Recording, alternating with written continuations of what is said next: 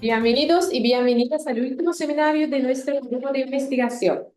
Hoy cerramos el ciclo de seminarios del primer trimestre con Fernando Silva, con su presentación sobre la reforma judicial en México. Silva actualmente desempeña el cargo de juez octavo de distrito en materia administrativa en el Distrito Federal. Ha ocupado diversos cargos en el Poder Judicial de la Federación, entre los cuales destaca el de secretario de Estudio y Cuenta de la Suprema Corte de Justicia de la Nación, México. Es doctor summa cum laude en Derecho Público por la Universidad Carlos III de Madrid. Ha impartido clases en distintas universidades y además es autor y coautor de diversos libros y artículos. Muchísimas gracias. Muchas gracias. Gracias por la invitación.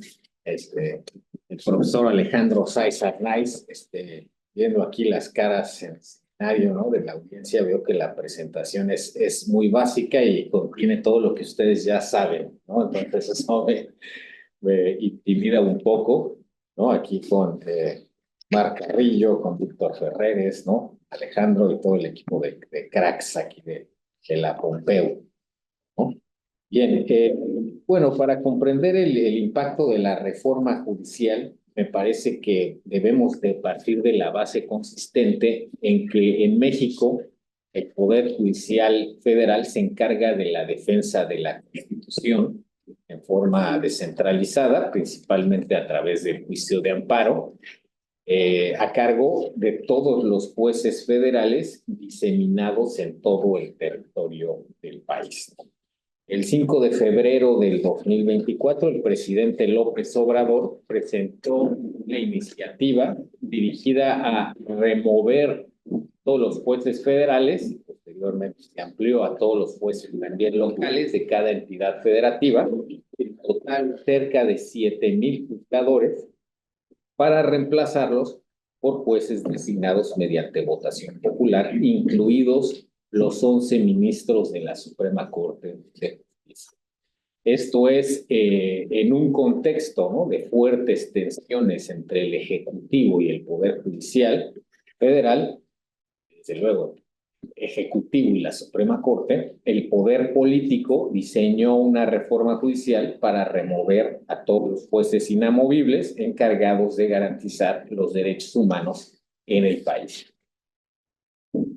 El 2 de junio de 2024 se celebraron las elecciones federales. En México hay 130 millones de habitantes aproximadamente. En la elección hubo una participación del 61% de los ciudadanos y la coalición del partido Morena, cuyo líder es López Obrador, ya con Claudia Sheinbaum, se llevó el triunfo con 36 millones de votos para la presidencia del país. Y la más cercana contendiente, Xóchitl Gálvez, de la coalición del PRI, del PAN y del PRD, obtuvo 16 millones de votos. 36 millones de votos frente a 16 millones de votos. Por lo que hace a las elecciones igual federales de diputados y senadores del Congreso de la Unión, Morena no obtuvo, en principio, los números para la mayoría calificada suficientes para reformar la Constitución. Sin embargo, se ha considerado que mediante, digamos, una captura previa, ¿no?, política de los árbitros electorales, del Tribunal Electoral y del Instituto Nacional Electoral, y mediante la captura también de algunos pocos senadores de la oposición suficientes para llevar a cabo la reforma constitucional, Morena finalmente alcanzó esa mayoría calificada para hacer reformas constitucionales. Entonces, posteriormente, y digamos, durante el trámite de la reforma judicial, la reforma constitucional en materia judicial, el 19 de agosto de 2024, todos los jueces federales, todos los trabajadores del Poder Judicial Federal comenzaron un paro de labores con una duración de cerca de 2 meses. ¿Sí? Los jueces resolvían solamente casos urgentes sobre privación de la libertad, incomunicación, detenciones, detenciones de migrantes, sobre acceso a la salud, entre otros. Del 4 al 12 de septiembre de 2024, la reforma fue tramitada y aprobada por las 2/3 partes del Congreso y por la mayoría de las legislaturas locales en medio de protestas sociales y de la irrupción incluso de las cámaras de diputados y de senadores por miles de manifestantes. Días después, el 15 de septiembre de 2024, fue publicada la reforma judicial en el Diario Oficial de la Federación en un acto conjunto de López Obrador y de Claudia Sheinbaum, a pesar de la existencia de algunas suspensiones judiciales dentro del juicio de amparo que ordenaban al legislativo y al ejecutivo a frenar la reforma con efectos generales. Claudia Sheinbaum, en diversas conferencias de prensa, anunció abiertamente que en modo alguno iba a cumplir con las suspensiones de amparo que le obligaban a frenar la reforma judicial, bajo el argumento de que, desde su punto de vista, los jueces carecían de competencia para controlar judicialmente las reformas constitucionales. En ese mismo sentido, también los líderes del Senado y de la Cámara de Diputados se pronunciaban, es decir, decían, no vamos a cambiar estas resoluciones porque los jueces no tienen facultades para controlar judicialmente las reformas constitucionales. Sheinbaum tomó posesión del cargo como presidenta de la República el 1 de octubre de 2024, con el Poder Judicial Federal en paro de labores. Sí, el paro judicial concluyó el 28 de octubre de 2024, fecha en la que los tribunales federales gradualmente fueron reanudando sus funciones.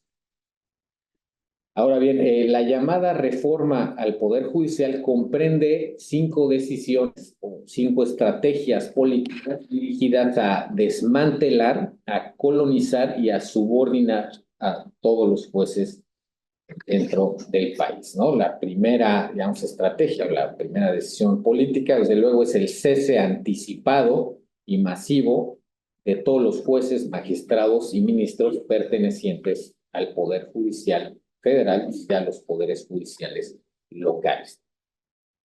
La segunda decisión o estrategia es la incorporación de diversas reformas constitucionales dirigidas a suprimir los recursos judiciales frente a la propia reforma del Poder Judicial. La tercera decisión o estrategia es la reestructura del Consejo de la Judicatura Federal, que es el órgano de administración del Poder Judicial de la Federación, para incorporar, además del órgano administrativo, un tribunal de disciplina que revisará la licitud de la conducta de todos los jueces, incluida la propia Suprema Corte de Justicia de la Nación. Así, por ejemplo, todavía no están aprobadas las leyes secundarias, pero se ha propuesto que el Tribunal de Disciplina pueda examinar o reexaminar la valoración de pruebas y la argumentación contenida en las sentencias judiciales, y a partir de ahí determinar la responsabilidad de los jueces procesados en ese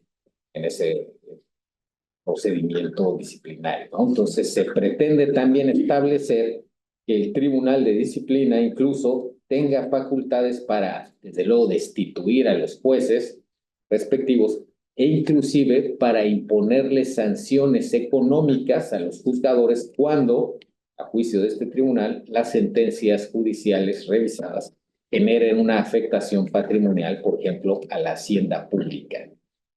Esto, por ejemplo, en materia tributaria, que ha generado, digamos, muchas tensiones entre el Ejecutivo y el Judicial. La cuarta decisión o estrategia consiste en que la reforma también prevé esta especie de supresión de la autonomía financiera del Poder Judicial Federal a través de la disminución de las remuneraciones de los juzgadores del Poder Judicial durante el ejercicio de sus funciones, así como la apropiación por parte del Poder Ejecutivo de distintos fideicomisos o ahorros que tenía el Poder Judicial Federal, que estaban destinados al pago de prestaciones laborales, de prestaciones también para los jueces, y de las jubilaciones de los trabajadores y de los propios juzgadores. Sí, es decir, se quiere que cada año que se apruebe el presupuesto, digamos, el Poder Judicial pida misericordia, ¿no?, a los otros poderes para ver si les aprueban remuneraciones o presupuesto era suficiente. Y la quinta decisión radica en que, desde luego, la reforma judicial prevé una modificación al sistema de nombramiento de todos los jueces del país, dirigida a que sean designados ahora mediante voto popular, ¿sí?, previa selección de los aspirantes por parte de 3 comités, uno del Poder Ejecutivo, otro del Legislativo y otro del Judicial, ¿sí? Ahora, la narrativa central, ¿no?, del poder político durante todo este proceso de trámite y de aprobación de la reforma judicial ha consistido, desde luego, en que el triunfo electoral, este aplastante triunfo electoral, autoriza a los ganadores de la elección a transformar todo el orden jurídico secundario y, desde luego, el orden jurídico constitucional. Y a partir de esa premisa, el poder político ha justificado o ha intentado justificar que la reforma judicial obedece a que existe un grave problema de corrupción y de nepotismo dentro del Poder Judicial y que la elección popular de jueces generará mejores condiciones de acceso a los tribunales y dará lugar a esta especie de democratización de la justicia para beneficio del pueblo, ¿no? Ese es el argumento, desde luego, que se maneja por parte del Poder Político. Ahora, el 5 de noviembre de 2024, la Suprema Corte programó la resolución de diversas acciones de inconstitucionalidad promovidas por los partidos políticos de la oposición en contra de la reforma constitucional judicial, ¿no? En el sistema jurídico mexicano, ustedes saben, los partidos políticos tienen legitimación activa para promover acciones de inconstitucionalidad, aunque exclusivamente contra normas de carácter electoral, ¿sí? Y las sentencias de invalidez que se dictan en estos procesos tienen efectos generales cuando se reúnen 8 votos de los 11 integrantes del Pleno de la Suprema Corte. El proyecto de sentencia a cargo del ministro Juan Luis González Alcántara propuso, por un lado, que los partidos políticos promoventes sí contaban con legitimación para promover las acciones intentadas por tratarse, desde cierta perspectiva, de una reforma constitucional en materia judicial electoral, ¿sí? Y por otro lado, en el estudio de fondo, con un aspecto novedoso para aspectos de la Suprema Corte, señaló que nuestro Tribunal Constitucional sí cuenta con facultades para ejercer un control judicial de las reformas constitucionales en casos excepcionales. En particular, en el proyecto se propuso invalidar parcialmente la reforma judicial en la parte que contiene el cese masivo de todos los 7,000 jueces locales y federales, así como las elecciones para dichas vacantes, al considerar que en ese aspecto sí deben ser objeto de control judicial las reformas constitucionales que atentan contra los elementos esenciales de una democracia constitucional como la independencia judicial y el principio de división de poderes. Sin embargo, y como peculiaridad política del proyecto de sentencia, el ministro ponente propuso una especie de autocontención, ¿sí?, un tipo de algo que se interpretó como una especie de negociación en la que se declaraba la validez del cese de los ministros de la Suprema Corte, así como la validez de la elección popular de sus integrantes también del Tribunal Electoral y del Tribunal de Disciplina Judicial, así como del órgano de administración del Poder Judicial. En la sesión pública, cuando se discutió ese proyecto, se esperaba que una mayoría de 8 votos aprobara la propuesta, ¿sí? Lo que resultaría suficiente para invalidar esta reforma con efectos generales. Sin embargo, frente a esa expectativa, uno de los ministros de esa posible mayoría solicitó el uso de la palabra, el ministro Alberto Pérez Dayán. Para sorpresa de todos, el ministro Pérez anunció que estaba en contra de la propuesta al considerar, por un lado, que la reforma constitucional impugnada en modo alguno era materia electoral, por lo que los partidos políticos carecían de legitimación activa para su promoción. Y por otro lado, dejó entrever que desde su punto de vista, la Suprema Corte en modo alguno cuenta con competencia para arrancar hojas de la Constitución, si bien aprobada a través de la reforma, con todo lo que ello implica, ¿no? Los 4 votos de Pérez Dayán, así como de las juezas constitucionales que se ha apuntado, que son juezas oficialistas, ¿no?, del régimen, Denia Batres, Yasmín Esquivel y Loreto Ortiz, fueron suficientes para que se desestimara la acción de inconstitucionalidad. Entonces, de modo que a partir de ese voto de Pérez Dayán, ya la mayoría, digamos, de 7 votos, ya ni siquiera, ya solicitaron que ni siquiera se discutiera el fondo del asunto, lo que se estimó, digamos, un poco heterodoxo, y, digamos, fue desestimada la acción a partir de la emisión de esos 4 votos en contra del proyecto. Posteriormente, la prensa publicó que el voto del ministro Pérez Dayán había sido controlado por el poder político a través de diversas intimidaciones.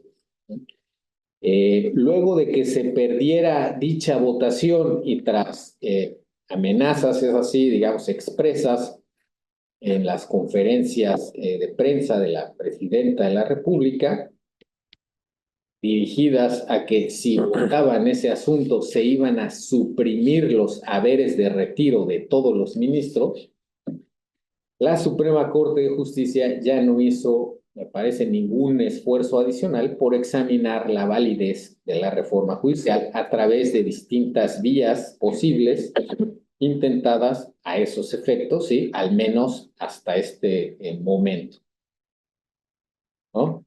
Bien, ahora existe a la fecha, estos pasados días, se emitió la primera sentencia de una jueza de amparo que ya declaró la inconstitucionalidad de la reforma judicial, ¿sí?, para proteger a algunos trabajadores que promovieron esa demanda de amparo, ¿no? También los jueces de distrito y los tribunales también de amparo han continuado concediendo suspensiones judiciales frente a la reforma judicial, ¿no? De esta sentencia de la jueza y de algunas suspensiones judiciales y de las opiniones vertidas por algunos de los ministros en esta sesión, lo del proyectista, me interesa destacar, desde luego, 3 argumentos que se han expuesto para considerar que la llamada reforma podría resultar, ¿no?, inconstitucional e inconvencional, ¿no? El primer argumento que se ha manejado consiste en que, desde luego, con la reforma judicial, ¿no?, el poder de reforma, ¿no?, como poder constituido, viola los valores y principios esenciales de la Constitución de 1917, ¿no? En México, al menos, existen algunos criterios sólidos y autores que han apuntado que no es posible el control judicial de las reformas constitucionales desde un punto de vista material. ¿Sí? La propia ley de amparo prevé que este juicio constitucional es improcedente frente a reformas y adiciones a la Constitución, ¿no? Sin embargo, bueno, ustedes saben, frente a esta idea, ¿no?, y retomando algunos criterios, ¿no?, del derecho judicial comparado, los jueces han comenzado en estas suspensiones y en esta sentencia, han comenzado a distinguir, ¿no?, una reforma de lo que excede ese concepto jurídico constitucional. Se han establecido que por regla general debe quedar fuera del control judicial, ¿no?, una reforma que adiciona, ¿no?, innovaciones y mejoras al texto constitucional, pero se ha destacado que el control judicial sí debe de caber cuando esa aparente reforma en realidad es una alteración significativa que desfigura la esencia de la Constitución original, ¿no? Entonces, se ha destacado que esta reforma es en realidad un desmembramiento constitucional que excede el concepto de reformas y adiciones a la Constitución y que, por tanto, no encuadra en la causal de improcedencia del amparo prevista a esos efectos, ¿no? Es decir, ¿no?, el Poder Constituyente de 1917 diseñó una constitución en que existen tres poderes de la Unión en un mismo plano, ¿no? Un diseño en el que en modo alguno el Poder Judicial se encuentra colonizado y subordinado al poder político, y frente a este modelo constitucional originario, el poder de reforma pretende arrancar esas hojas esenciales de la Constitución, en la terminología del ministro Pérez Dayán, para crear un diseño bizarro en el que el Poder Ejecutivo y el Poder Legislativo pueden colonizar y subordinar al Poder Judicial. Asimismo, en México, diversos especialistas en materia electoral han ido recordando que desde las reformas electorales de 1996, la Constitución se diseñó para que ninguna fuerza política por sí misma tuviera facultades para reformar la Constitución. Es lo que está ocurriendo, ¿no?, de acuerdo a José Woldenberg. De modo que en un análisis preliminar y en la sentencia de amparo, ¿no?, de la jueza, se ha dicho, ¿no?, se ha reiterado esto, que una sola fuerza política sin participación ciudadana, sin una deliberación sustantiva, ¿no?, en modo fast track, carece de competencia para alterar la identidad esencial de la Constitución con la intención de crear un régimen político concentrado, sin división de poderes y sin un poder judicial independiente. El segundo argumento, ¿no?, contenido en estas suspensiones judiciales y en la sentencia de la jueza, consiste en establecer que esta reforma judicial contiene, digamos, una violación a la jurisprudencia interamericana en relación con la garantía de inamovilidad judicial, ¿no?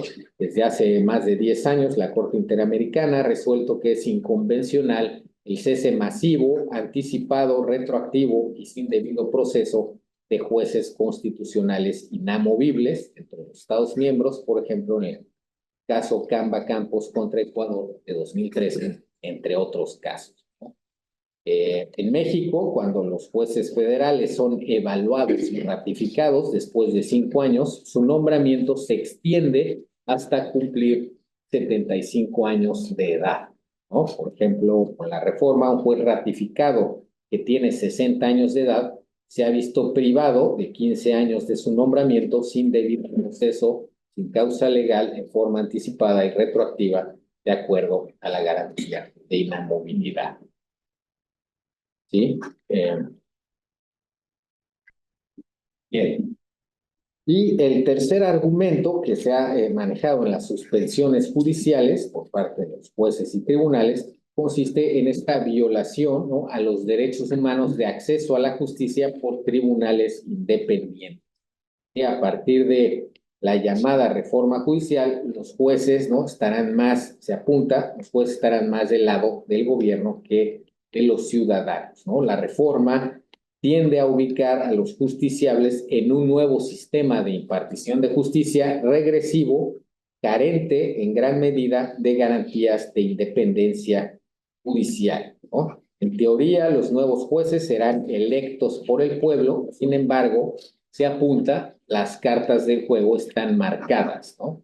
La reforma establece que serán los comités de selección del Ejecutivo, del Legislativo y del Judicial quienes evalúen a los aspirantes a jueces y designen a los candidatos de la ejecución judicial, ¿no? De modo que la población electoral solamente podrá elegir a las personas que en modo previo y sin reglas claras legalmente establecidas haya, digamos, palomeado el poder político, probablemente por dedazo, ante la ausencia de criterios de evaluación públicos, claros, transparentes y objetivos, ¿no? Es decir, el pueblo solamente va a poder marcar en las boletas a los aspirantes a jueces que el poder político previamente haya elegido como candidatos para aparecer en esas boletas electorales, ¿no? Lo que se conoce como la falacia de la dicotomía. En ese sentido, todo apunta a que los electores no vayan a ser en realidad los ciudadanos, sino el poder político, y que la elección se defina previamente en una oficina y no en las casillas electorales, ¿no? Todos los ciudadanos esperábamos que dentro del comité de selección del poder político se hubieran nombrado a vacas sagradas, ¿sí? Las mejores facultades de derecho del país, de las asociaciones de abogados, etcétera, personas ajenas y neutrales, pero no es el caso, ¿no? Diversas publicaciones ya han destacado que todos los miembros de los comités de selección del Poder Ejecutivo y del Poder Legislativo tienen fuertes vínculos directos e indirectos de afinidad con Morena. Inclusive muchos miembros de los comités de selección están en la nómina del poder político y otros son propagandistas del gobierno. Por esos motivos observamos como un hecho notorio que la mayor parte de aspirantes a jueces populares han comenzado ya en esta especie de precampaña no electoral a hablar maravillas de la reforma, a hablar maravillas del gobierno y a lanzar propaganda explícita de defensa a la reforma judicial. Entonces, muchos aspirantes a jueces, los principales, han comenzado a entregarse al poder político antes de la elección popular, ¿no? En ese sentido, se ha afirmado que el diseño de la reforma genera que la independencia judicial nazca muerta antes de la elección, ¿sí? Asimismo, todos sabemos que en el contexto político actual, el partido Morena controla en gran medida, ¿no?, las tres ramas del Estado y controla lógicamente gran parte del sistema electoral en términos operativos, ¿no?